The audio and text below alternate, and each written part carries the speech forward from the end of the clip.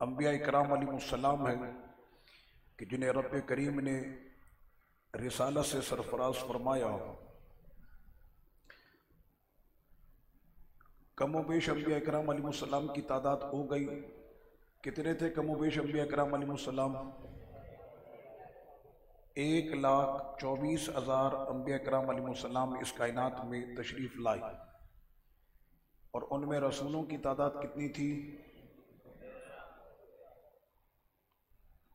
اس میں رسولوں کی تعداد کتنی تھی؟ اس میں رسولوں کی تعداد 313 ہے۔ نبی اور رسول کی تعریف بھی ہو چکی۔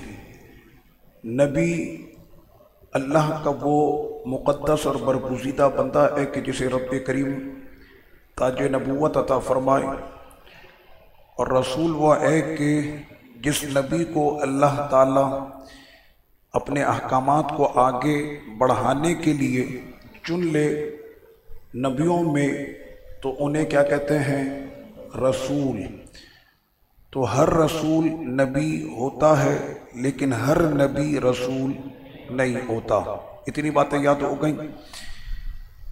اب یہاں پر سوال یہ ہے کہ رب کریم نے رسولوں کو اس کائنات میں مبعوث فرمایا تو کیوں فرمایا؟ کیا رب کریم اپنے احکام خود اپنے بندوں تک کیا نہیں پہنچا سکتا؟ کیا وجہ تھی کہ انبیاء اور رسولان اعظام کو اس کائنات میں اللہ تعالیٰ نے مبعوث فرمایا؟ آپ بتائیں گے اس کی وجہ کیا ہے؟ جی ان کو مائک دیجیے گا۔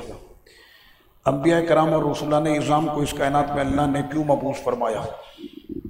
تاکہ پھر یہ لوگ یہ نہیں کہیں کہ مطلب یہ اللہ تعالیٰ نے مطلب کلام فرشتے پہ اتارا تھا، یہ اللہ تعالیٰ نے خود یہ اتارے، تو مطلب یہ کہ کسی انسان کا نہیں ہے، مطلب کسی انسان نے پیش نہیں کیا یہ کلام اللہ کی طرف سے۔ پہلی بات تو یہ ہے کہ آرام سے بیان کریں تاکہ ہمیں لگے کہ اردو زبان میں ہی درس ہو رہا ہے۔ مجھے ایسا لگ رہا ہے کہ شاید چائنیز زبان آ رہی ہے۔ بالکل آرام سے بتائیں، تسلی سے۔ جی اب بتائیں۔ اللہ نے وہ اس لیے نہیں کرا کیونکہ پھر تاکہ کیا کفار یہ نہیں کہیں کہ مطلب یہ مطلب اللہ نے مطلب کسی انسان کے ذریعے نہیں پہنچایا، اللہ نے خود پہنچایا یا فرشتے کے ذریعے پہنچایا۔ بات واضح نہیں ہو رہی، بات سمجھ میں نہیں آ رہی، کہنا کیا چاہ رہے ہیں؟ چلیں کوئی اور بتائے صاحب کہ اللہ نے اپنے اور اپنے بندوں کے درمیان رسولان اعظام کو کیوں رکھا؟ جی اپنی اردو میں دینا ہے جواب، چائنیز میں نہیں۔ ہاں سمجھ میں آئے بات، ایسی کر دو کہ بات پھر ہم آگے بڑھیں۔ نبی کو اس لیے بھیجا کیونکہ وہ انسان بنا کے بھیجا تاکہ لوگ جو ہیں وہ ان کے جیسا عمل کر سکیں۔ اگر فرشتوں کو بھیجتے تو لوگ کہتے کہ یہ فرشتے ہیں تو کچھ بھی کر سکتے ہیں۔ بات تو معقول کی ہے کہ اللہ تعالیٰ نے انسانوں میں سے ہی چنا نبیوں کو تاکہ وہ رب کا جو سلسلہ ہے بندوں کا بندوں کے ساتھ وہ باقی رہے۔ اب اگر 600 پروں والے جبریل امی ابھی یہاں تشریف لے آئیں تو مجھے نہیں لگتا کہ کوئی بھی ایک بھی نظر آئے گا۔ تو رب کریم نے انسانوں میں انبیاء کو اور رسولان اعظام کو بھیجا۔ ایک بات تو صحیح ہے، چلیں اس کے علاوہ اس کا کوئی علمی جواب بھی ہے، وہ کون دے گا؟ جی اللہ نے اپنے اور اپنے بندوں کے درمیان انبیاء اور رسولان اعظام کو کیوں رکھا؟ کیا اللہ اپنے احکام خود بندوں تک پہنچانے پر معاذ اللہ کیا وہ قادر نہیں؟ جی بے شک اللہ تعالیٰ اپنے احکام پہنچانے پر قادر ہے، پر ہاں آرام سے جی بیان کریں۔ پر اس کے احکام اللہ تعالیٰ نے ہمیں بھیجے جائزے اور ٹیسٹ کے لیے تھا، تو اس کا جائزہ اور ٹیسٹ کیسے ہوگا؟ انسان سے انسان کو بات پہنچے گی نا۔ انسان سے انسان کو بات پہنچے گی، یہ تو وہی والی بات ہو گئی جو آپ نے پہلے سنی ہے، اس کے اندر کوئی نئی بات نہیں آئی۔ اللہ تعالیٰ نے جائزے کے لیے بھیجا، ہمیں ٹیسٹ کے لیے بھیجا، اس کے لیے جس میں جنت کا کون سا ٹیسٹ ہو رہا ہے یہاں پہ؟ بولتے ہیں لوگ کہ چھوٹی سی زندگی ہے، اس میں جو اللہ تعالیٰ نے وہ پرانے والوں کی تو بہت لمبی زندگی ہوتی تھی، 900 سال 800 سال۔ کل رات میں تو حضرت نوح علیہ السلام کا ذکر ہوا، انہوں نے 950 سال تبلیغ کی ہے۔ تو چھوٹی سی زندگی کہاں ہوتی تھی اس ٹائم؟ تو بڑی لمبی لمبی زندگی ہوتی تھی. چھوٹی سی زندگی تو ہم لوگوں کی ہے. ماضی کے اندر جو امتیں تھیں ان کی عمریں تو بہت زیادہ ہوتی تھیں. اسی لیے تو رب کریم نے آپ کو شب قدر عطا کر دی. ایک رات میں عبادت کرو اور 1000 سے اوپر نکل جاؤ. یہ آقا علیہ الصلوۃ والتسلیم کے صدقے تو آپ کو شب قدر ملی ہے. جی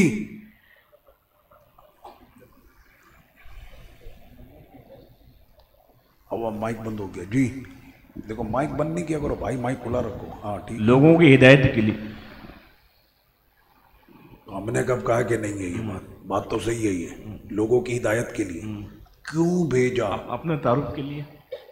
اللہ نے اپنے تعارف کے لیے نبیوں کو بھیجا. ہاں یہ بات بھی صحیح ہے کہ اللہ تعالیٰ نے اپنی شان کو واضح کرنے کے لیے کہ جس کے نبیوں کی یہ شان ہے تو بنانے والے کا عالم کیا ہوگا.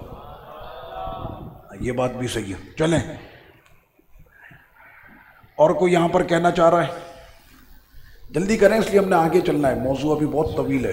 اللہ نے نبیوں کو اس لیے عطا کیا ہے کہ ہم ان کے احکامات پہ چلیں, ہم ان کے جو نیک اعمال کرتے تاکہ ہم بھی ان کے نیک اعمال دیکھ کے کچھ سیکھ سکیں. دیکھیں میری ایک بات سنیں, سوال کو سمجھنا آدھا امتحان ہے.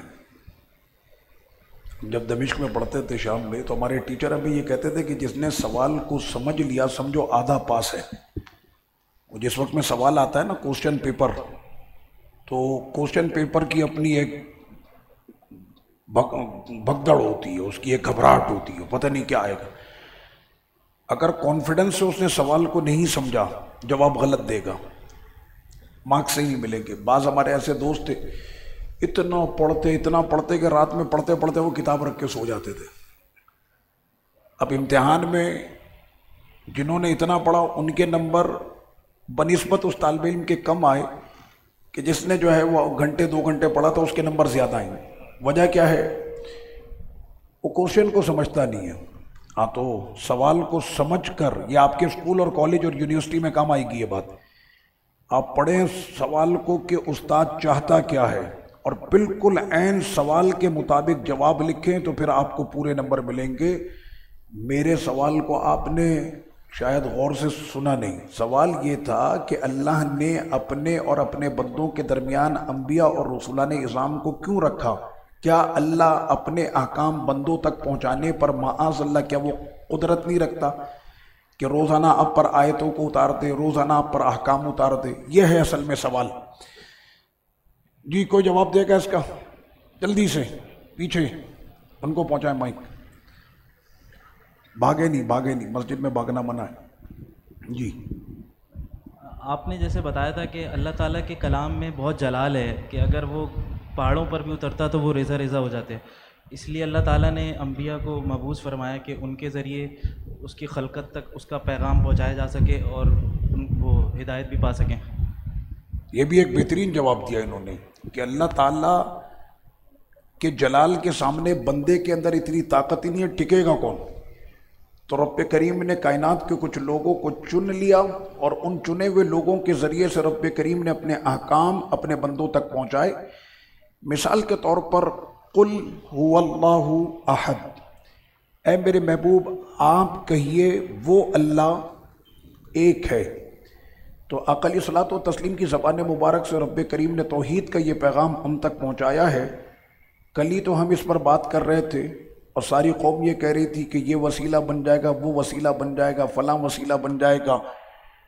انبیاء وسیلہ بن جائیں گے, رسولانہ اعظام وسیلہ ہیں, آقا علیہ الصلوۃ والتسلیم وسیلہ اعظم ہیں. تو جب رب کریم اپنی وحدانیت کا اعلان بھی وسیلے سے کرائے,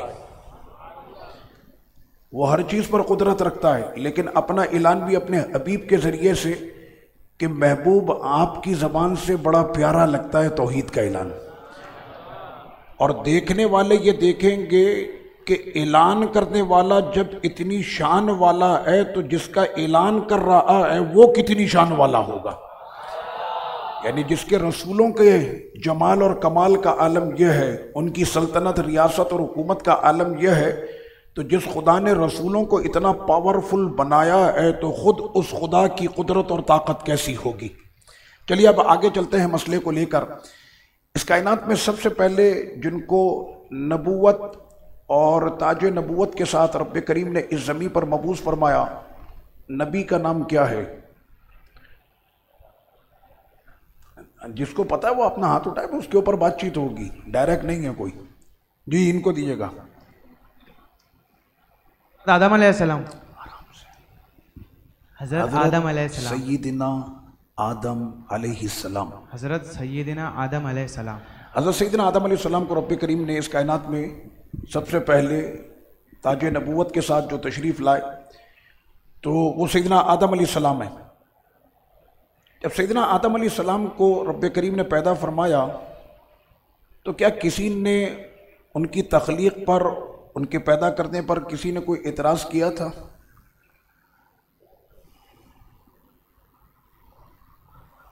ابلیس نے، جب اللہ شیطان نے۔ آپ تو ڈائریکٹ شیطان پہ چلے گئے، شیطان سے پہلے اور بھی لوگ ہیں۔ نہیں ابھی رک جائیں۔ جی جب اللہ نے سارے فرشتوں کو جمع کیا، سب کو کہا کہ بھائی اس کو آپ کو سجدہ کرنا ہے آدم کو۔ نہیں اس سے پہلے ایک بات ہے، اور اس سے پہلے ہے، ابھی امام صاحب نے پہلی رکعت میں وہی آیت پڑھی ہے۔ ہاں اسی سے تو مجھے یاد آ گیا کہ ابھی پوچھنا ہے میں نے یہ۔ ہاں اصلاح فرمائیے۔ جب نماز پڑھ لے ہوتے ہیں نا تو تلاوت پہ غور کیا کرے کہ امام صاحب تلاوت کیا کر رہے ہیں۔ ہاں جی نہیں چلیں ادھر آ جائیں، ان کو دیجیے گا۔ ہاں چلے کھڑے ہو کر بتائیں۔ وَإِذْ قَالَ رَبُّكَ لِلْمَلَائِكَةِ إِنِّي جَاعِلٌ فِي الْأَرْضِ خَلِيفَةً قَالُوا وَتَجْعَلُ فِيهَا مَن يُفْسِدُ فِيهَا وَيَسْفِكُ الدِّمَاءَ وَنَحْنُ نُسَبِّحُ بِحَمْدِكَ وَنُقَدِّسُ لَكَ قَالَ إِنِّي أَعْلَمُ مَا لَا تَعْلَمُونَ۔ اور جب اللہ تعالیٰ نے فرشتوں سے پوچھا کہ میں زمین اپنا خلیفہ بنا رہا ہوں، تو فرشتوں نے کہا کہ تو ایسے کو خلیفہ بنا رہا ہے جو زمین میں جا کے فساد کرے تو اور خون بہائے، تو اللہ تعالیٰ نے فرمایا کہ میں بہتر جانتا ہوں، جو میں جانتا ہوں وہ تم نہیں جانتے۔ اس کو کہتے ہیں پرفیکٹ جواب، قرآن کی آیت اور اس سے جواب۔ سیدنا آدم علیہ السلام کو رب کریم نے زمین پر اپنا کیا بنایا؟ وہ ابھی کوئی 100 سال پہلے کی بات ہوگی، کچھ شیطان کے خلیفہ آئے تھے، انہوں نے نبی کی تعریف کرتے ہوئے یہ لکھا ہے کتابوں میں کہ اللہ کے جو نبی ہیں ان میں اور ہم میں کوئی فرق نہیں ہوتا، بس اللہ تعالیٰ ان کو بڑائی دیتا ہے تو وہ بڑے بھائی، ہم چھوٹے بھائی، معاذ اللہ۔ پھر کسی نے نبی کو اپنی کتاب میں لکھا کہ جیسے گاؤں کا چودھری، پھر کسی نے لکھا جیسے ذمہ دار۔ میرے رب نے فرمایا کہ نبی کا مقام زمین پر یہ ہوتا ہے کہ وہ اللہ کا خلیفہ ہوتا ہے۔ خلیفہ کی تعریف کوئی کر سکتا ہے؟ خلیفہ کسے کہتے ہیں؟ یہ بڑا اہم مسئلہ، اگر آپ نے اس کو سمجھ لیا رسالت کا معاملہ پورا سمجھ میں آ جائے گا۔ خلیفہ کسے کہتے ہیں؟ خلیفہ کسے کہتے ہیں؟ جی خلیفہ کسے کہتے ہیں؟ یار یہ تو اب اتنا آسان سا سوال ہے، خلیفہ۔ جی اپنے ذہن کو دوڑائیں، مولانا صاحب کو دیجیے گا۔ جی خلیفہ کسے کہتے ہیں؟ نائب کو، ٹھیک ہے۔ عربی میں کہتے ہیں خلف، پیچھے، یعنی یہ آگے چلے گئے، اس کے پیچھے جو آئے گا اس کو کیا کہیں گے؟ خلیفہ۔ نبی کا مقام یہ ہوتا ہے کہ وہ زمین پر اللہ کا نائب ہوتا ہے۔ وہ کہاں لے آئے چودھری اور وڈیرا اور ذمہ دار اور یہ اور فلاں، معاذ اللہ۔ مجھے بتائیں جو نارملی طور پر یہ لفظ اگر کسی کو بولا جائے، تمہارے ابا چودھری ہیں، بہت گریبان پکڑ لے گا، وہ کیا بولا میرے باپ کو؟ چودھری بولا ہے۔ میں نے کہا جو لفظ تم اپنے باپ کے لیے برداشت نہیں کر سکتے، نبی کے لیے کیسے کر سکتے ہو؟ سمجھ رہے آپ؟ رب کریم نے کیا فرمایا کہ زمین پر ہم اپنا کیا بنا رہے ہیں؟ خلیفہ۔ کیا بنا رہے ہیں؟ تو مقام نبوت یہ ہوتا ہے کہ زمین پر اللہ کا نبی، اللہ کا کیا ہوتا ہے؟ خلیفہ۔ تو جب سیدنا آدم علیہ السلام خلیفہ ہیں تو پھر ہمارے آقا کیا ہوں گے؟ ہمارے آقا ہیں خلیفہ اعظم۔ کیا ہیں؟ یہ یاد رکھیے گا، یہ عقیدے کی بات ہے، خلیفہ اعظم۔ تو فرشتوں سے رب کریم نے فرمایا کہ جو میں جانتا ہوں وہ تم نہیں جانتے۔ اچھا پھر اللہ کے نبی کو ایک مقام دیا جاتا، وہ مقام کس وجہ سے دیا جاتا ہے؟ وجہ نبی کے فضیلت اور افضل ہونے کی وجہ کیا ہے؟ اسی جگہ پر ذکر ہو گیا ہے وہ بھی، اور امام صاحب نے تلاوت بھی کر دی ہے۔ نبی کو مرتبہ مقام جو ملتا ہے کس وجہ سے ملتا ہے؟ ایک وجہ بتائیں اس کی جی، چلیں ان سے پوچھ لیں، جلدی بتائیں۔ تمام جہاں کے لیے نبی بنا کے بھیجے، وہ تو آقا علیہ الصلوۃ والسلام کے لیے نبی کی ایک صفت ہے جس کی وجہ سے نبی کے رتبے اور شان میں بلندی ہوتی ہے عام انسانوں کے بنسبت۔ وہ کون سی چیز ہے کہ جس کی وجہ سے نبی کی فضیلت ہوتی ہے عام بندوں سے؟ چلیں ادھر لیا ان کو دیجئے، ان سے ہو گیا ادھر جی۔ وہ معصوم اور سچے ہوتے ہیں۔ نبی معصوم ہوتے ہیں، معصوم کا کیا مطلب ہے؟ جن سے گناہ نہیں ہو، جن سے گناہ نہیں ہو۔ معصوم کہتے ہیں کہ جو پیدائشی گناہوں سے پاک ہو، وہ کون ہے؟ وہ معصوم ہوتے ہیں۔ بات ٹھیک ہے، نبی معصوم ہوتے ہیں، یہ ان کی صفت ہے، لیکن ایک صفت اللہ نے عطا کی ہے نبی کو جس کی وجہ سے فرمایا کہ اب نبی کی فضیلت اے فرشتوں تم سے زیادہ، عام انسانوں تم سے زیادہ ہے۔ وہ وجہ کیا تھی کہ جس کی وجہ سے نبی کو فضیلت ملی ہے؟ رب نے وہ عطا کیا ہے نبی کو، کیا ہے وہ؟ ایک منٹ رک جائیں، ان سے پوچھیں، یہ پیچھے جو بیٹھے ہوئے ادھر، آپ لوگوں کی توجہ ہونی چاہیے، جتنا پڑھنے سے یاد نہیں ہوتا اس سے زیادہ سننے سے یاد ہوتا ہے جی۔ نبی کو علم دیا جاتا ہے، نبی کو علم دیا جاتا ہے، یہ ہے بات۔ علم کی وجہ سے نبی کا مقام ان فرشتوں کے سامنے بھی سب سے زیادہ بلند رہا اور عام انسانوں کے سامنے بھی سب سے زیادہ بلند رہتا ہے۔ اللہ تعالیٰ نے حضرت آدم علیہ السلام کے لیے ان فرشتوں کے سامنے جب سیدنا آدم علیہ السلام کو رکھا گیا تو فرشتوں سے رب کریم نے کیا فرمایا؟ فرمایا یہ چیزیں ان کے نام بتاؤ۔ ثم عرضهم علی الملائکہ، فرشتوں کے سامنے، تو وہ کہنے لگے کہ ہم نہیں جانتے، ہم اتنا ہی جانتے ہیں جتنا مالک تو نے ہم کو سکھایا ہے۔ آدم علیہ السلام کے سامنے جب وہ سارے چیزیں رکھی گئیں تو سیدنا آدم علیہ السلام نے سب کی خبر دے دی۔ تو سیدنا آدم علیہ السلام کا وہ علم اور اس علم کی وجہ سے نبی کو یہ مقام ملتا ہے۔ نبی کے 5 اوصاف ہیں، مقام نبوت میں 5 ایسی چیزیں ہیں کہ جو نبی کے اندر پائی جاتی ہیں۔ کوئی بتا سکتا ہے نبی کے 5 اوصاف؟ وہ پیچھے بیٹھے ہوئے ایک صاحب، انہوں نے ہاتھ اٹھایا، نبی کے 5 اوصاف۔ اعوذ باللہ من الشیطان الرجیم، بسم اللہ الرحمن الرحیم۔ لقد من اللہ علی المؤمنین اذ بعث فیہم رسولا یتلو علیہم آیاتہ ویزکیہم ویعلمہم الکتاب والحکمہ وإن كانوا من قبل لفی ضلال مبین۔ ترجمہ۔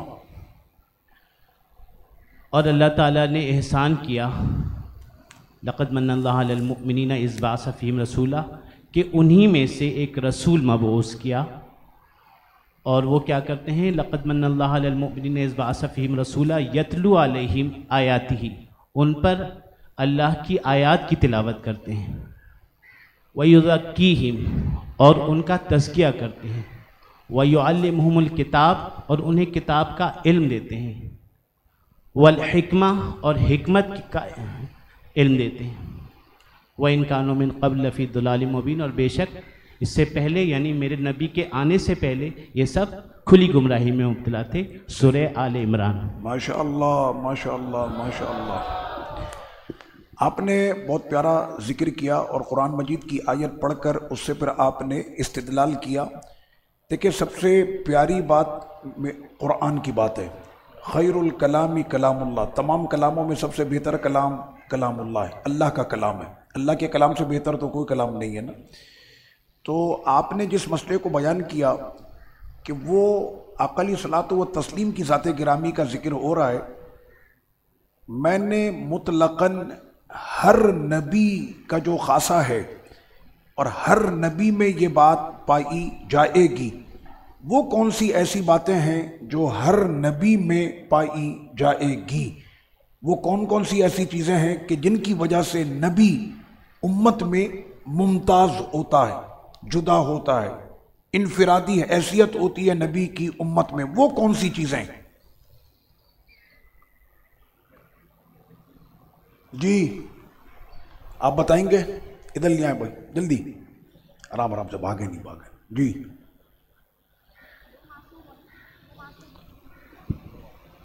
آرام آرام سے۔ جی وہ معصوم ہوتا ہے، ان سے کوئی گناہ سرزد نہیں ہوتا، اللہ تعالیٰ کی طرف سے انہیں علم دیا جاتا ہے جو کہ عام انسان کو نہیں دیا جاتا۔ ایک ہی بات ہو گئی، ابھی دوسری بتاؤ۔ نبی معصوم ہوتے ہیں اور اللہ تعالیٰ کے احکامات کو وہ دوسرے بندوں تک پہنچاتا ہے۔ چلیں یہ بھی دو ہو گئے۔ وہ معجزہ کرنے پر قادر ہوتا ہے۔ معجزہ کرنے پر قادر ہوتے ہیں، چلے یہ بھی ہم لے لیتے ہیں، ٹھیک ہے، 3 ہو گئی بس۔ جی اور کوئی بتائے گا؟ اور کوئی بتا رہا ہے؟ انہوں نے 3 چیزیں بتائیں، نبی سے معجزہ صادر ہوتا ہے، نبی معصوم ہوتا ہے، اور اللہ تعالیٰ کے احکام کو اللہ کے بندوں تک پہنچاتا۔ 3 باتیں ہو گئیں، اور کون بتائے گا؟ جی ان کو دیجیے گا، آپ نے نئی بات بتانی ہے آگے۔ جی نبی پیدائشی نبی ہوتا ہے۔ نبی پیدائشی نبی ہوتا ہے، یہ بھی ٹھیک ہے، چلیں۔ اور آپ نے بتایا نا بھی دوسروں کو بھی موقع دے، وہ پیچھے بھائی بیٹھے ہوئے ہیں ان کو دیجیے گا۔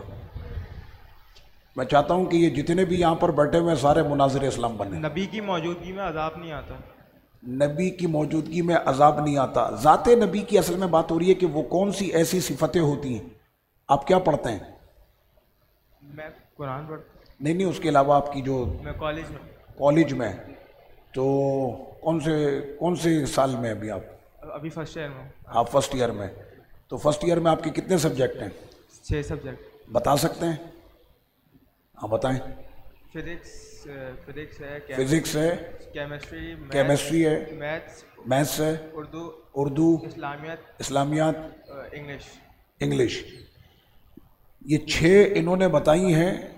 اسی طرح سے ذات نبی کے اندر ایسے ہی ایک ایک کر کے صفتیں ہیں، ابھی تک وہ نہیں آئی۔ ماضی میں جس نے ہمارے ساتھ درس اٹینڈ کیا اس کو یاد ہوگا، پچھلے رمضان میں اگر کوئی ہمارے ساتھ یہاں پر موجود تھا تو میں نے یہ گزشتہ رمضان میں بھی یہ بات بتائی تھی اوصاف نبوت کے حوالے سے۔ جلدی کرے، وقت کم ہے، اگر نہیں پتا تو پھر میں بتاتا ہوں اور اس کے بعد آگے بڑھتے ہیں۔ جی میں اعلیٰ ہوتے ہیں، نسب میں اعلیٰ، دیکھیں ان کی خاص صفت ہوتی ہے، وہ خاص صفات، یہ جتنی بھی باتیں ہو رہی ہیں یہ خاص صفات صرف نبی کے ہوتے ہیں۔ جی ادھر احمد بھائی کو دیجیے گا۔ جی وہ صادق ہوتے ہیں اور امین ہوتے ہیں۔ صادق ہوتا ہے، یہ آئی صفت۔ نبی امین ہوتا ہے، اور صادق، امین۔ اب میں بتا دیتا ہوں، فتین، نبی سے زیادہ امت میں کوئی ذہین نہیں ہوتا۔ اب میں آپ کو گنواتا ہوں، نوٹ کر لیں، الفطانہ، نبی سے زیادہ ذہین کوئی نہیں ہوتا پوری امت میں، نبی سب سے زیادہ ذہین ہوتے ہیں۔ سیدنا ابراہیم علیہ السلام کو چیلنج کیا تھا نمرود نے، کہنے لگا کہ یہ بتاؤ تمہارا خدا کیا کرتا؟ آپ نے فرمایا ہوا یحیی و یمیت، وہ زندہ کرتا ہے، وہ موت دیتا۔ نمرود نے کہا کوئی مسئلہ نہیں، ایک بندے کو پکڑا، جلاد کو بولا اس کی گردن اتار دو، اس نے گردن کاٹ دی، کہنا جو کام تمہارا خدا کرتا ہے میں نے بھی کیا ہے۔ تو آپ نے برجستہ کیا فرمایا؟ اب اگر کوئی اس طرح سے کر دے تو آپ کیا جواب دیں گے کہ بھائی ہاں اس نے بھی کر دیا وہ کام، موت دینا اللہ کا کام ہے، نمرود نے بھی بندہ مروا دیا۔ تو سیدنا ابراہیم علیہ السلام نے اس ٹائم کیا فرمایا؟ فَإِنَّ اللَّهَ يَأْتِي بِالشَّمْسِ مِنَ الْمَشْرِقِ فَأْتِ بِهَا مِنَ الْمَغْرِبِ، فرمایا کہ میرا خدا روز سورج کو مشرق سے نکالتا ہے، تو ایک مرتبہ مغرب سے نکال دے۔ اور وہاں پر بھی جو اس نے کیا تھا نا، قتل جو کروایا ہے، زندہ کس نے کیا تھا؟ اللہ نے۔ اس نے تو اس کی گردن اتاری ہے، موت تو پھر بھی میرے خدا نے ہی دینی ہے۔ سمجھ میں آ رہی ہے آپ کے؟ تو یہاں پر کیا تھا، ابراہیم علیہ السلام نے جس وقت میں یہ دلیل رکھی نا کہ اللہ روزانہ سورج کو مشرق سے نکالتا، تو ایک دن اس کو مغرب سے نکال دے، فبہت الذی کفر، تو کفر کی جتنی بھی طاقت تھی وہیں پہ ڈھیر ہو گئی. اب اس کے پاس کوئی جواب ہی نہیں تھا، نکال کے دکھا ایک دن. تو اللہ کا نبی سب سے زیادہ ذہین ہوتا ہے، الفطانہ الامانہ، نبی سب سے زیادہ امین ہوتے ہیں. میرے آقا علیہ الصلوۃ والسلام سے زیادہ امین کون ہوگا؟ حضور کی امانت پر کوئی بات مجھ کو بتائے کہ حضور کیسے امین، جی میرے سرکار کیسے امین تھے؟ جی کون بتا رہا ہے؟ کہاں گئے بھائی مائک والے بھائی؟ ان کو دیجیے گا نا. جی کس نے ہاتھ اٹھایا تھا؟ یہ نبی پاک صلی اللہ علیہ وسلم کے پاس کافر بھی اپنی امانتیں رکھواتے تھے. سبحان اللہ. میرے سرکار اتنے امین تھے کہ اپنے تو اپنے دشمن بھی اپنی امانتیں حضور کے پاس رکھاتے تھے. ان کو یہ پتا تھا کہ ابو جہل کے پاس اگر رکھائی نا یہ فراڈی کھا جائے گا، تو ان کو یہ پتا تھا کہ حضور کے پاس امانت اگر ہم رکھائیں گے تو ہماری امانت محفوظ رہے گی. میرے آقا علیہ السلام کو سخت نفرت ہے اس شخص سے کہ جو امانت میں خیانت کرے، چاہے وہ امانت بھائی نے رکھائی ہو، دوست نے رکھائی ہو، باپ نے رکھائی ہو، اولاد نے رکھائی ہو، کسی کی بھی امانت، بھانجے کی امانت، بھتیجے کی امانت، چاچا کی امانت، وہ کھا جاتے ہیں بھائی. اور ایسے ایسے کھانے والے ہیں زمانے کے اندر کہ کھا کے کہتے ہیں نا ڈکار بھی نہیں لیتا. اب بڑے بڑے چیمپئن پڑے ہوئے ہیں اور اس کا نام انہوں نے رکھا ہے ہوشیاری. دنیا میں جتنی ہوشیاری کرنی ہے کر لے، لیکن میرے رب کی گرفت بڑی سخت ہے. اللہ پاک ہم سب کو اپنی گرفت سے محفوظ رکھے. تو نبی کی صفت کیا ہے؟ امانت. چلیں امانت پر کسی کو کوئی واقعہ یاد ہے کہ آقا علیہ الصلوۃ والتسلیم نے امانت اپنے پاس رکھی اور اس کے بعد پھر اس امانت کو کسی کے حوالے بھی کیا تھا؟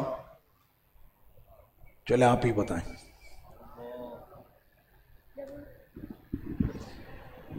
آپ صلی اللہ علیہ وسلم جب مدینہ شریف جا رہے تھے، اللہ اکبر، صحیح ہے، تو حضرت علی سے کہا تھا کہ دیکھیں نام لیتے ہوئے ہم لوگ ادب والی پارٹی ہے. حضرت سیدنا علی مرتضی رضی اللہ عنہ، اتنا نام تو لیں. حضرت سیدنا علی ہاں رضی اللہ عنہ. تو ان سے کہا تھا کہ تم کفار کی امانت واپس کر کے مدینہ شریف آ جانا. اچھا جب بات کریں نا بالکل کانفیڈنس سے، گھبرائی نہیں، ٹھیک ہے. آقا علیہ الصلوۃ والسلام نے فرمایا، ہم نے سیکھنا ہے کہ بات بھی کیسے کرنی ہے. آقا علیہ الصلوۃ والسلام نے فرمایا. اب آپ لوگ عوامی لوگ نہیں ہیں، آپ لوگ مسجد میں بیٹھے ہیں، اتنی ادب والی کلاس آپ کو پورے جہاں میں نہیں ملے گی. ہاں یہاں پر ہم نے سیکھنا ہے کہ کس ادب کے ساتھ بات کرنی ہے. آقا علیہ الصلوۃ والسلام نے ارشاد فرمایا حضرت سیدنا علی مرتضی رضی اللہ عنہ سے، اے علی میرے پاس مکے والوں کی یہ امانتیں ہیں، یہ امانتیں میں آپ کے حوالے کر رہا ہوں، اور یہ امانتیں صبح ہونے کے بعد آپ مکے والوں کے حوالے کر کے پھر آپ نے میرے پیچھے مدینہ منورہ تشریف لانا ہے. یہ بات تھی ہجرت کی رات کی. سیدنا مولا علی رضی اللہ عنہ پھر آقا علیہ السلام کے بستر پر سوئے تھے اور صبح اٹھے تو آپ نے وہ امانتیں مکے والوں کے حوالے کی. رات میں کوئی واقعہ پیش آیا تھا؟ حضرت سیدنا علی جب سو رہے تھے کوئی بات ہوئی تھی کوئی بات؟ ہاں کوئی بات ہوئی تھی؟ ان سے پوچھے، یہ بتانا چاہ رہے ہیں کوئی بات ہوئی تھی رات کے وقت میں؟ ماشاءاللہ کھڑے ہو کے ذرا بتائیں. بالکل ایسا لگے نا جیسے آپ خطبہ دے رہے ہیں اور سامنے سارے آپ مجمع آپ کا خطاب سننے کے لیے بے چین ہیں. ہاں اس رات ایک واقعہ پیش آیا تھا کہ کفار کا ایک گروہ حضور صلی اللہ علیہ وسلم کے دروازے پر آیا تھا. وہ آئے تو حضور صلی اللہ علیہ وسلم کو معاذ اللہ उनका इरादा था कत्ल करने का, कत्ल करने का। तो वो दूर से आ रहे थे, तो दूर से देखा तो उन्हें लगा कि हुजूर सल्लल्लाहु अलैहि वसल्लम अपने बिस्तर पर आराम फरमा रहे हैं, और करीब आके देखा उन्हें फिर भी यही लगा कि हुजूर सल्लल्लाहु अलैहि वसल्लम अपने बिस्तर पर आराम फरमा रहे हैं। फिर उन्होंने और करीब आके देखा तो उन्हें पता चला कि हुजूर सल्लल्लाहु अलैहि वसल्लम नहीं, हज़रत अली रज़ियल्लाहु ताला अन्हु आराम फरमा रहे हैं।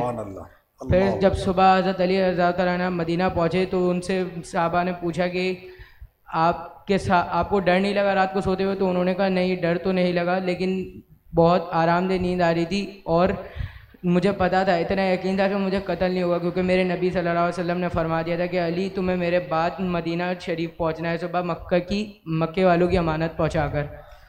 नारे तकबीर, नारे रिसालत। देखिए, ये होता है सोबत का असर। मैं नहीं समझता कि इतने कॉन्फिडेंस के साथ मजमे के सामने माइक पकड़कर इतना लंबा वाकया सुना देना, मैं चैलेंज करता हूं कि मैट्रिक का इंटर का तालिब इल्म भी ले आए आप, उसको 2 दिन बैठाने के बाद माइक हाथ में दे दे, चलो खिताब करो। तो ये महफिल, ये जगह, ये मस्जिद, ये वक्त, ये रमज़ान, ये बरकतें हैं सारी कि आपकी ज़बानों पे अल्लाह ने अपने ज़िक्र को जारी कर दिया है। ये ज़िक्र को जारी किया है। तो सैयदना अली मुर्तज़ा रज़ियल्लाहु अन्हु, तो अल्लाह के नबी जो है वो सबसे ज़्यादा क्या होते हैं? अमीन, अल अमाना, अल फताना हो गया सबसे ज़्यादा ज़हीन, सबसे ज़्यादा अमीन। अल्लाह का नबी सबसे ज़्यादा सच्चा होता है, क्योंकि माअज़ल्लाह नबी के कौल में अगर किज़्ब हो, माअज़ल्लाह, तो उम्मत की हिदायत कैसे होगी? तो नबी जो भी बात करता है वो सच होती है। अल फताना मैंने असल में अरबी में याद किया तो मुझे अरबी में याद है। अल फताना, अल अमाना, अस-सिद्क़। उसके बाद क्या है? अत-तबलीग़। अगर वो रसूल हैं तो उनको अल्लाह का पैगाम दूसरों तक पहुंचाना होता है। अल-इस्मा, अल्लाह का नबी मासूम होता है। तो ये वो 5 सिफतें थी जिसका जिक्र मैंने किया, याद रहेंगी आपको इंशाअल्लाह, मरते दम तक याद रहेंगी, रमज़ान की इस सुबह की बरकत से। रमज़ान में जो बातें याद की जाती हैं इंशाअल्लाह मरते दम तक याद रहेंगी। ये मैं आपको हकीकत बता रहा हूँ कि इस महीने में रब्बे करीम ने वो रूहानियत रखी है, क्यों ना हो जिस महीने में कुरान उतरा हो। तो इस महीने में जो आप याद करेंगे इंशाअल्लाह मरते दम तक आपको याद रहेगा। अच्छा, अब मकाम नबूवत के अंदर हमने ये समझ लिया कि औसाफ़ नबूवत को हमने पढ़ लिया। मुझे कोई ये बताए कि मकाम नबूवत में अल्लाह के नबी की इज़्ज़त और ताज़ीम कितनी है और कितनी होनी चाहिए? इसलिए कि कहने वालों ने तो कह दिया, या आप लोगों की खुशनसीबी है कि आपकी सोहबत भी अदब वालों के साथ है, वरना रमज़ान के महीने में कुछ ऐसे भी लोग हैं कि उन बेचारों को पता नहीं होता और ऐसे लोगों के हत्थे चढ़ जाते हैं कि जहाँ पर उनको नबी का अदब नहीं बल्कि नबी की बेअदबी और गुस्ताखी सिखाई जाती है।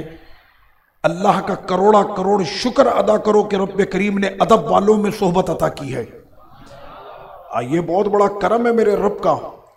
तो वहाँ पर फिर ये सिखाया जाता है कि नबी ऐसे जैसे बड़े भाई, नबी ऐसे माज़अल्लाह, जो मैंने अल्फाज बोले मैं दोहराना नहीं चाहता। तो अल्लाह के नबी की ताज़ीम कितनी होनी चाहिए, कितनी है, कितनी होनी चाहिए, ज़रा इसके ऊपर कोई रोशनी डाले। ये वाली रोशनी नहीं है, वो आप वो देख रहे हैं जी। इस हवाले से कोई मुझे बताएगा कि मकाम नबूवत में नबी की ताज़ीम कितनी होनी चाहिए जी? वैसे जवाब 2 लफ्ज़ों का है भाई। नबी पाक सल्लल्लाहु अलैहि वसल्लम को अपने माँ बाप से भी बढ़कर चाहना चाहिए, अल्लाह के नबी। ये तो आपके ऊपर है ना कि उन पर सब कुर्बान है, माँ बाप, औलाद, माल, जान, सब उन पे कुर्बान। ताज़ीम कितनी होनी चाहिए, ये मोहब्बत है। मैं बात कर रहा हूँ ताज़ीम की। ताज़ीम के हवाले से कोई बताएगा कि मकाम नबूवत में ताज़ीम कितनी होनी चाहिए जी? जी जी कहिए अहमद भाई। बस अल्लाह ताला का बेटा ना कहें, अल्लाह ताला के साथ शरीक ना ठहराएं, और जितना हो सके उतनी हुज़ूर की तारीफ़ करें सल्लल्लाहु अलैहि वसल्लम। जवाब बिल्कुल दुरुस्त है। पीछे हमारे मौलाना साहब कुछ बयान करना चाह रहे हैं जी, उनको माइक दीजिएगा। بسم اللہ الرحمن الرحیم. بعد از خدا بزرگ تو ہی قصہ مختصر. سبحان اللہ. یہ دو لفظوں میں تعریف آئی. بعد از خدا بزرگ تو ہی قصہ مختصر، کہ اس جہاں میں اللہ کے بعد سب سے اولا ہو اعلیٰ. اس پر اگر کوئی قرآن سے مجھے دلیل پیش کر دے تو میرا دل بڑا خوش ہوگا. کوئی دلیل پیش کر سکتا ہے کہ نبی کی تعظیم کتنی ہونی چاہیے؟ جی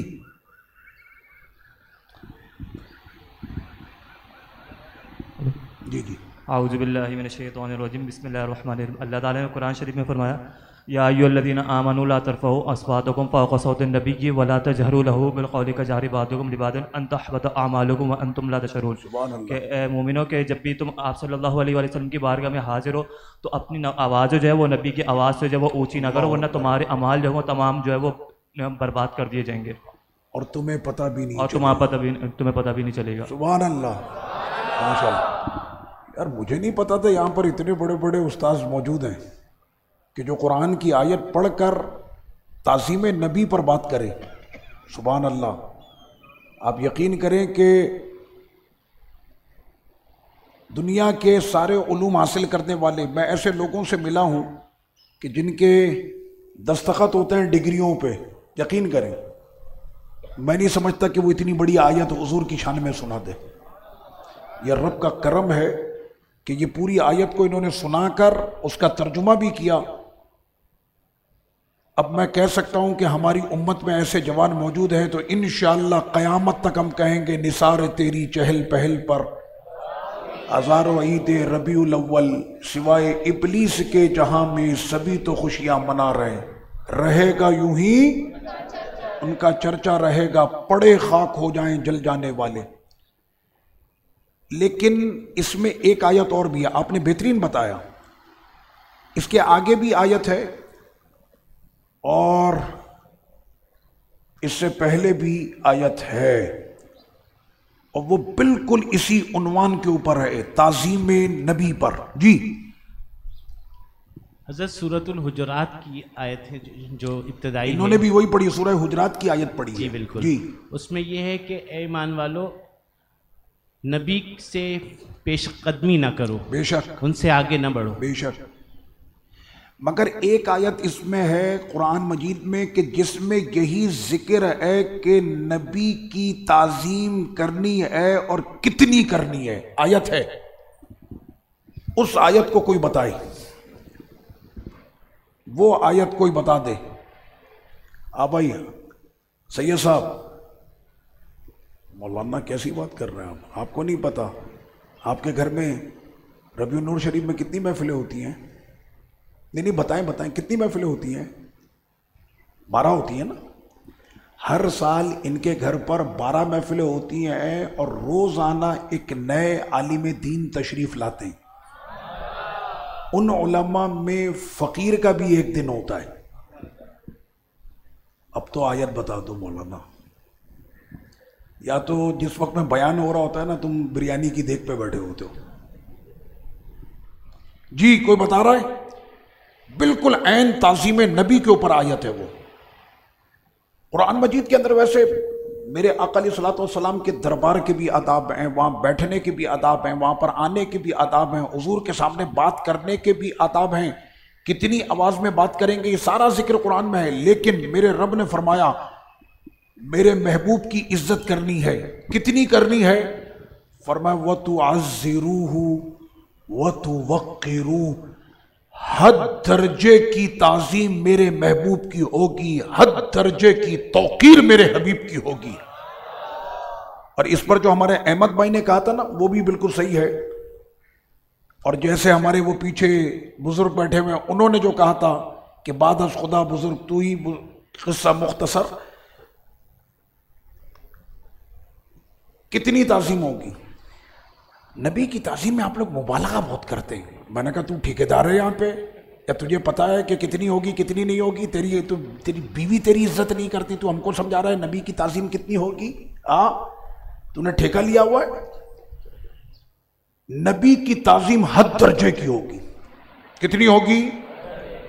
بس آقا علیہ السلام نے فرمایا کہ خدا نہ بنانا خدا کا بیٹا نہ بنانا، جیسے عیسائیوں نے عیسیٰ علیہ السلام کی تعریف اور تعظیم میں عیسیٰ علیہ السلام کو خدا کا بیٹا بنا دیا، لا تطرونی کما اطرت النصارى ابن مریم، تو مجھ کو ویسا نہ بنانا جیسا کہ عیسائیوں نے حضرت عیسیٰ علیہ السلام کو بنا دیا کہ خدا کا بیٹا انہوں نے کہہ دیا۔ اس کے علاوہ نبی کی تعظیم میں جس حد تک جا سکتے ہو چلے جانا، جتنا تم نبی کی تعظیم کرو گے اللہ تمہاری عزت کو اتنا بلند کرے گا۔ چلے اس کے اوپر کوئی مثال دے دیں کہ صحابہ کرام علیہ رضوان آقا علیہ الصلوۃ والتسلیم کی جو ہے وہ تعظیم میں کیا کرتے تھے، صحابہ کرام حضور کی تعظیم میں کیا کرتے تھے۔ یہ واقعات تو آپ کو یاد ہوں گے، اب اس کے اندر آپ لوگ بھی حصہ ملائیں، میرے سرکار دیکھ رہے ہیں۔ حدیبیہ کی وادی میں لعاب ملا تھا، پھر بولیں۔ حدیبیہ کی وادی میں لعاب ملا تھا، حدیبیہ کی وادی میں لعاب مانگا تھا، ملا تھا۔ آپ اس کو یوں بولیں کہ حدیبیہ کی وادی میں آقا علیہ الصلوۃ والتسلیم نے جب اپنا لعاب نکالا تو صحابہ اس لعاب دہن کو لینے کے لیے جھپٹ رہے تھے۔ ہاں یہ اس طرح سے ٹھیک ہے، مانگا تھا نہیں۔ حضور نے جب اپنا لعاب وضو میں نکالا یا حضور جب بھی اپنے لعاب دہن کو تھوکتے تھے تو صحابہ اپنے ہاتھوں کو آگے کرتے تھے، اور جس کے ہاتھ پر حضور کا وہ تھوک مبارک گرتا تھا وہ اسے اپنے چہرے پر برکت کے لیے ملتا تھا۔ اور کوئی بتائے گا تعظیم نبی کے اوپر کچھ واقعات؟ جی ایک واقعہ آپ بتا دیں۔ اللہ تعالیٰ قرآن مجید میں ارشاد فرماتا ہے یا ایھا الذین آمنوا لا تقولوا راعینا وقولوا انظرنا واسمعوا۔ جب صحابہ کرام حضور اکرم صلی اللہ علیہ وسلم سے سوال کرتے تھے تو ان سے فرماتے تھے رائنا، جو کہ کیا مطلب ہے رائنا کا؟ رائنا کا مطلب یہ ہوتا تھا کہ سرکار ہمارے ذہن اتنے وسیع اور فصیح نہیں ہیں کہ آپ کے اتنے فصیح اور بلیغ کلام کو ہم فوری طور پر سمجھ لیں، ایک مرتبہ حضور آسانی سے پھر ارشاد فرما دے۔ رائنا کا یہ مطلب ہے ہمارا خیال کیجیے۔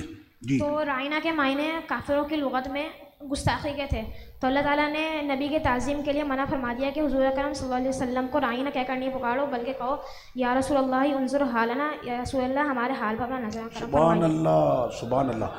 یہ بڑی پیاری بات کی ہے، یہ قرآن مجید سے دلیل ہے، اور قرآن کی دلیل ایسی دلیل ہوتی ہے کہ جس کے سامنے باطل کی بولتی بند ہو جاتی۔ رب کریم نے فرمایا کہ اے ایمان والو میرے محبوب کے سامنے رائنا مت کہنا۔ جانتے ہیں انہوں نے کیا کیا؟ جو کفار تھے، گستاخ تھے، انہوں نے اس لفظ کو اپنی زبان میں استعمال کیا اور رائنا کو انہوں نے کھینچ کر کہا رائنا، جس کا مطلب ہوتا ہے ہمارا چرواہا۔ لفظ بالکل ٹھیک ہے۔ آج بھی ہم جب عرب میں جاتے ہیں اور کسی سے ریٹ کم کرانے ہوتے ہیں، رائنا یا اخی، یعنی ریٹ کم کرو، ہمارا خیال کرو، تو رائنا کا مطلب ہوتا ہے ہماری رعایت کرو، ہمارا خیال کرو۔ یہ لفظ آج بھی عرب میں بولا جاتا ہے، لیکن رب نے حبیب کی جو ادب کی ڈکشنری تھی اس میں سے یہ لفظ کو فرمایا نکال دو، کیونکہ انہوں نے اس لفظ کا مذاق بنایا ہے۔ آج کے بعد رائنا کوئی نہیں بولے گا، جو بھی بولے گا وہ کہے گا سرکار ہم پہ نظر کرم فرمائیں۔ رب نے لفظ ہی دوسرا دے دیا، انظرنا۔ اور یہ قرآن کا معجزہ ہے کہ بچوں اب اس لفظ کو ذرا بدل کر دکھاؤ۔ تم ہوشیار بن رہے تھے نا، اب میرے رب نے لفظی بدل دیا، انظرنا، سرکار ہمارے نظر کرم فرمائیں۔ تو یہ بھی تعظیم نبی کے اوپر یہ بہترین جو ہے وہ دلیل ہے قرآن مجید سے کہ اللہ اپنے حبیب کے دربار کا کتنا پاس رکھتا ہے۔ ہاں جی، اور کوئی صاحب کچھ بتانا چاہیں گے؟ جی ہمارے عبداللہ بھائی پیچھے بیٹھے ہوئے ماشاءاللہ، آقا علیہ الصلوۃ والتسلیم کی پیاری پیاری نعتیں ہمیں سناتے ہیں۔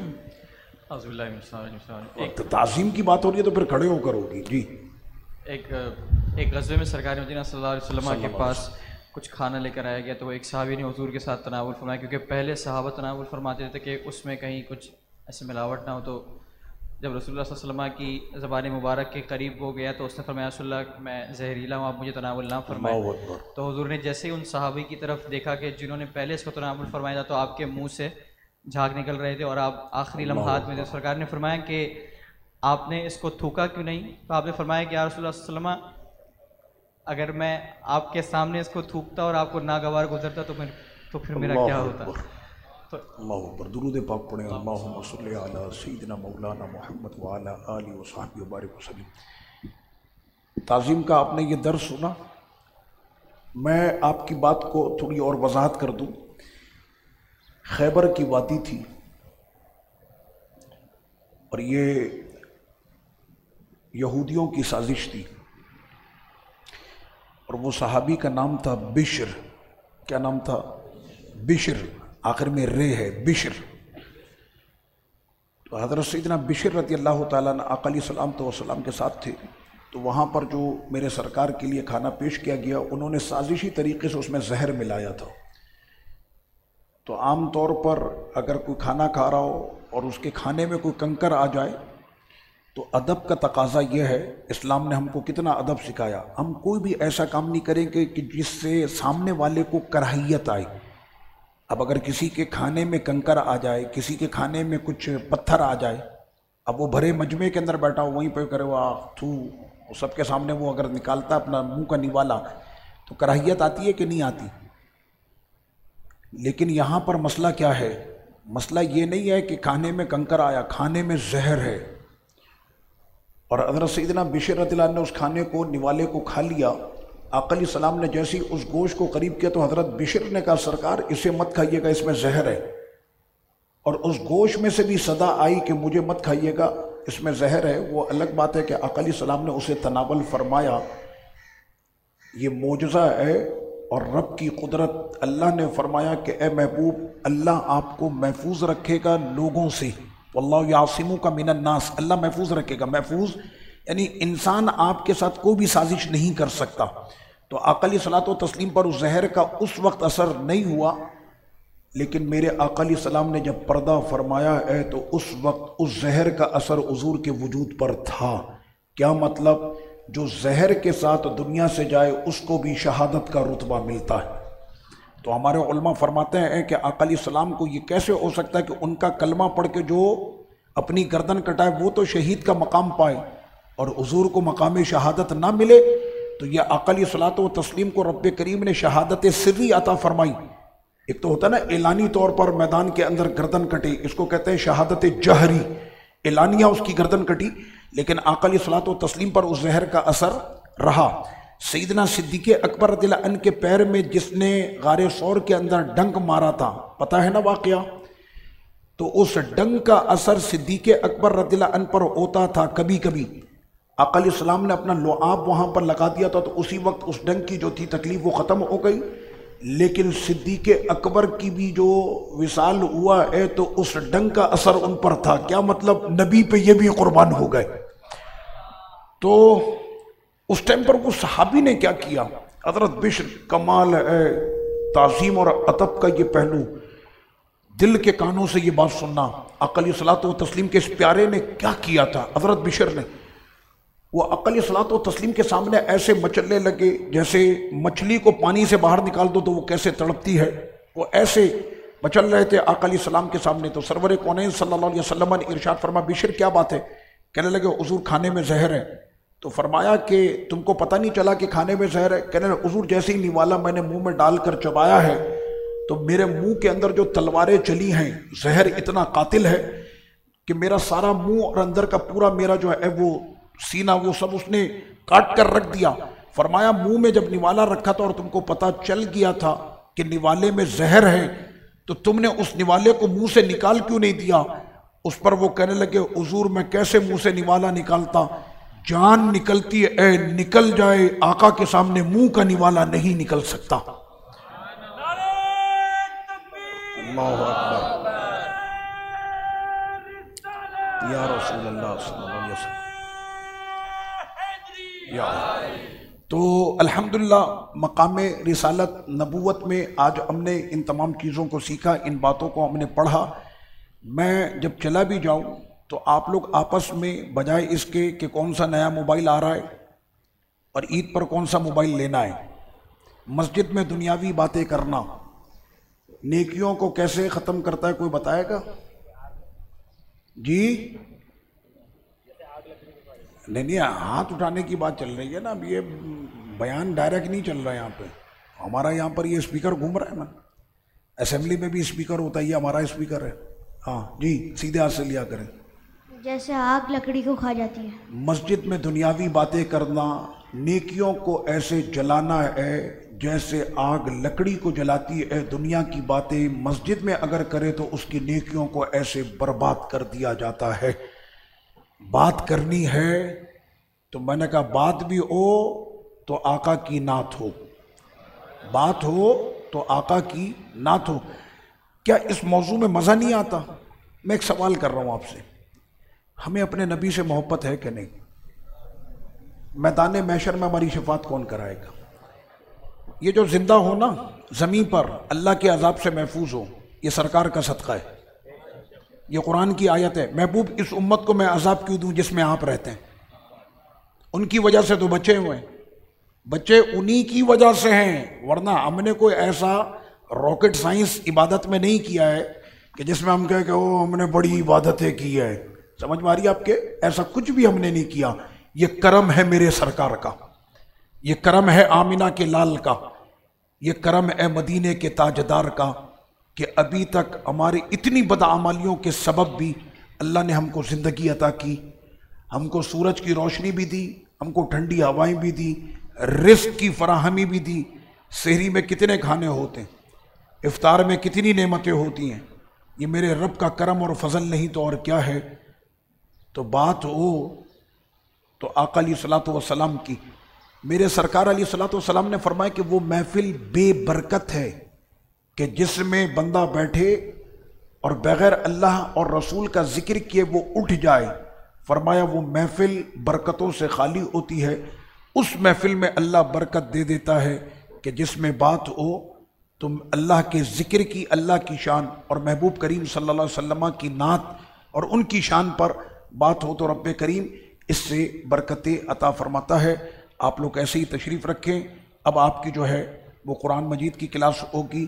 اللہ تبارک و تعالیٰ اس صبح کی ساری برکتیں ہم سب کو عطا فرمائے، اور جو آج ہم نے سیکھا ہے اس کو بعد میں آپس میں دہرانے، بیان کرنے اور مرتے دم تک لوگوں تک پہنچانے کی اللہ ہمیں توفیق عطا فرمائے.